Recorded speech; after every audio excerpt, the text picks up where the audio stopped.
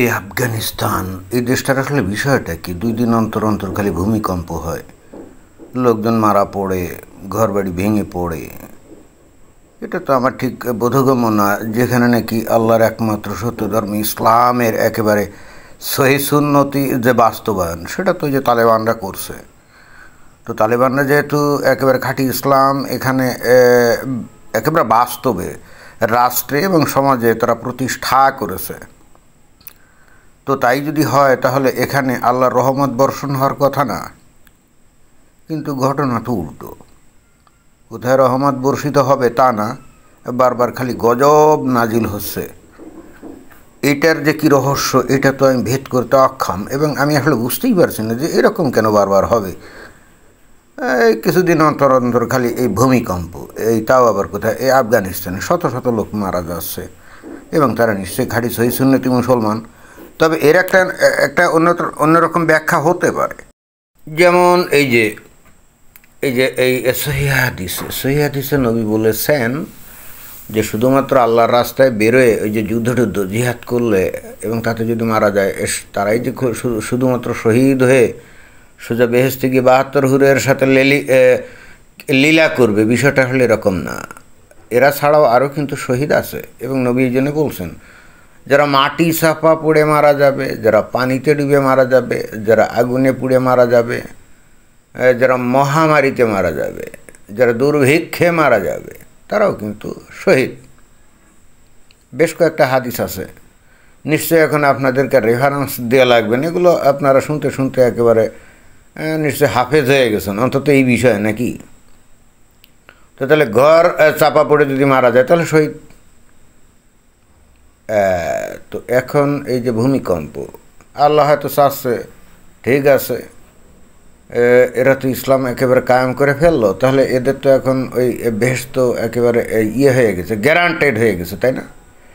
Guaranteed হয়ে গেছে, এবং সেই হেতু আল্লাহ হয়তো চাচ্ছে যে ঠিক আছে, দুনিয়াতে বসে আর কষ্ট কী কারণে করবে, কারণ আফগানিস্তানের অর্থনৈতিক অবস্থা তো ভালো না, সবাই আমরা জানি, অনেকেই খেয়ে না খেয়ে থাকে, প্রায় দুর্ভিক্ষ মহামারী এগুলো লেগেই থাকে। তো আল্লাহ চাচ্ছে ইটস ওকে ফাইন, খামাখা দুনিয়াতে আর কষ্ট কেন করবে, তো কিছু কিছু লোককে কিস্তিতে কিস্তিতে এই বেহেশতে নিয়ে যাবে, এবং সেই হেতু এখানে এই যে ভূমিকম্প নামক গজব নাজিল করে আল্লাহ, যাতে করে ঘর বাড়ি পড়ে, মাটি চাপা বা ঘর চাপা পড়ে মারা যায় এবং ডাইরেক্ট জান্নাতে চলে যায়। আমার মনে হয় যে ইসলামের দৃষ্টিকোণ থেকে যদি এই ভূমিকম্পগুলোকে ব্যাখ্যা করা যায়, তাহলে এরকম একটা ব্যাখ্যা দিলে মনে হয় যে অযৌক্তিক হয় না। তবে এর একটা উল্টো ব্যাখ্যাও হতে পারে, মানে বিকল্প ব্যাখ্যা, সেটা একটু ভিন্ন কিসিমের। যেমন ধরা যাক যে এখন দুনিয়াতে খাঁটি মুসলমান কারা, আমরা কিন্তু জানি বাংলাদেশের মানুষের মত অনুযায়ী 2 দেশের লোকজন কিন্তু খাঁটি মুসলমান, একেবারে সহি মুমিন মুসলমান। 1 নম্বর হলো এই যে আফগানিস্তানের তালেবানরা, এবং 2 নম্বর হলো পাকিস্তানের যারা, ওরাও খাঁটি মুসলমান, অন্তত বাংলাদেশের মানুষের দৃষ্টিভঙ্গিতে।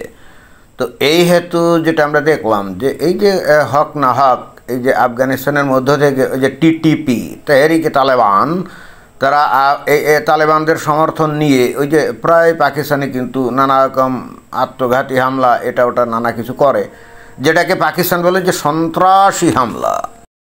এবং এই হেতু পাকিস্তানও ওই যে টাইম টু টাইম কিন্তু আফগানিস্তানে গিয়ে বিমান হামলা টামলা করে আর কি। তো এই আফগানিস্তান এবং পাকিস্তানের এই ঘটনা থেকে আমার মনে হয় যে এই যে ভূমিকম্পের একটা ব্যাখ্যা পাওয়া যেতে পারে। সেটা হচ্ছে এই, কেন জানি মনে হচ্ছে আল্লাহর দৃষ্টিতে মনে হয় যে পাকিস্তানের মুমিন মুসলমানরাই খাঁটি সহি সুন্নতি মুসলমান।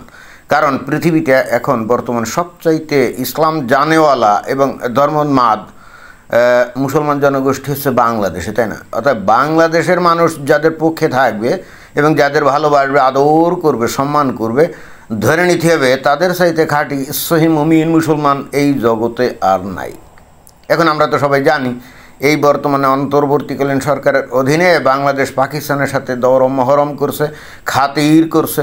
যেখানেই যায় ডক্টর মোহাম্মদ ইউনূস দেখা যাচ্ছে যে পাকিস্তানের ওই যে শাহবাজ শরীফ, পাকিস্তানের প্রধানমন্ত্রী, তার সাথে একেবারে কোলাকুলি কত কী করে, তাই না? একেবারে মমিনে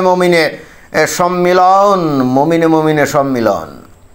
অর্থাৎ এই দৃষ্টিকোণ থেকে যদি আমরা দেখি তাহলে পাকিস্তানের মমিন মুসলমানরাই খাঁটি মুসলমান, এবং সেই যেহেতু হক না হক, এই যে আফগানিস্তান থেকে টিটিপি এসে এই যে আক্রমণ করে এই যে খাঁটি মুসলমানের ওপর অর্থাৎ পাকিস্তানের ওপর, তো আল্লাহ চিন্তা করছে যে এর জন্য তো একটা শাস্তি দেওয়া উচিত এই আফগানিস্তানের এই মমিন মুসলমানদেরকে, কারণ এরা হলো দ্বিতীয় গ্রেডের মমিন মুসলমান। এই মানে বাংলাদেশের মমিন মুসলমানের যদি দৃষ্টিকোণ থেকে দেখা যায়, তা আল্লাহ বলতে চাচ্ছে যে খাঁটি মুসলমান হলো পাকিস্তানের ওরা, তো তোরা খামোখা ওদের উপরে যে আক্রমণ করস, তাহলে তো তোদের উপরে একটা গজব নাজিল করা মানে ফরজ হয়ে দাঁড়িয়েছে। এবং এই কারণে মনে হয় যে এই প্রায় এই যে আফগানিস্তানে ভূমিকম্প হয়, এটা আমার মনে হয় যে বিকল্প একটা ব্যাখ্যা হতে পারে। আর তৃতীয় যে চূড়ান্ত ব্যাখ্যা আমার কাছে যেটা মনে হয়, এবং আমার কাছে মনে হয় যে এই ব্যাখ্যাটা আপনারা সবাই গ্রহণ করবেন, সেটা কি জানেন? আমরা তো অলরেডি জেনে গেছি যে এই আফগানিস্তানের তালেবানরা তারা খাঁটি ইসলামী শাসন চালু করছিল যখন 2001 সালে 2021 সালে যখন ওই যে আমেরিকান সৈন্য ওখান থেকে চলে গেল, তো তারা তো একটা বিপ্লব করে গোটা আফগানিস্তান দখল করলো, এবং খুব দ্রুতই কিন্তু ইসলামী শাসনে যে নারীদের স্কুলে যাওয়া বন্ধ, তাদের কাজকাম বন্ধ, পাছায় লাথি দিয়ে কর্মস্থল থেকে সবাইকে এবং স্কুল কলেজ থেকে সবাইকে বাসায় পাঠিয়ে দিয়েছে। এখন তারা কিন্তু ঘরের মধ্যে থাকে, যাদের স্বামী আছে তারা হয়তো কোনোভাবে খায়, আর যাদের স্বামী টামি নাই তারা খেয়ে না খেয়ে দিন যাপন করে, এটা আমরা জানি। এখন এই তখন ছিল খাঁটি মুসলমান, রাইট, তখন ছিল খাঁটি সহিহ সুন্নতি মুসলমান, কোনো সন্দেহ নাই। বাট কথা নাই বার্তা নাই, তলে তলে এরা এই যে ভারতের হিন্দুদের সাথে দোস্তালি করছে, যেটা আমরা দেখছি, তাই না?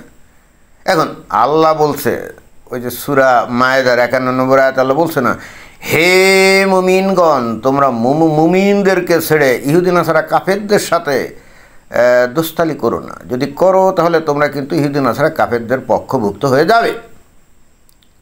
এখন এই তালেবানরা কথা নেই বার্তা নেই, পাকিস্তানকে সাইডে রেখে তারা ভারতের হিন্দুদের সাথে দোস্তালি করছে, দরম মহরম করছে। আল্লাহর দৃষ্টিতে তো এটা ভয়ঙ্কর অন্যায়, কারণ আল্লাহ বলছে তোরা এই অমুসলিম মানে বিশেষ করে ইহুদি নাসারা কাফের, এই যে এরা ওই যে ভারতের হিন্দুরা কি তারা মুশরিক না, তারা কাফের না? কাফের তো এই আফগানিস্তানের এই তালেবান খাঁটি সহিহ মুমিন মুসলমান যাদেরকে আমরা বলি, এতদিন তাই ভাবতাম কথা নেই বার্তা নেই, ভারতের মুশরিকদের সাথে দোস্তালি করছে, তাহলে কি তারা আল্লাহর বিধান লঙ্ঘন করছে না? ভয়ঙ্করভাবে লঙ্ঘন করছে আমার ধারণা। এবং সেই হেতু আল্লাহ এত খেপে গেছে যে চুপ আর থাকতে না পেরে এই যে ভূমিকম্প এই আফগানিস্তানের উপরে নাজিল করছে, অর্থাৎ গজব নাজিল করছে। এইটা আমার মনে হয় চূড়ান্ত রকম একটা ব্যাখ্যা, এইটা সর্বজন গ্রাহ্য হবে আমি আশা করি। তো এটাই ছিল বক্তব্য, ধন্যবাদ।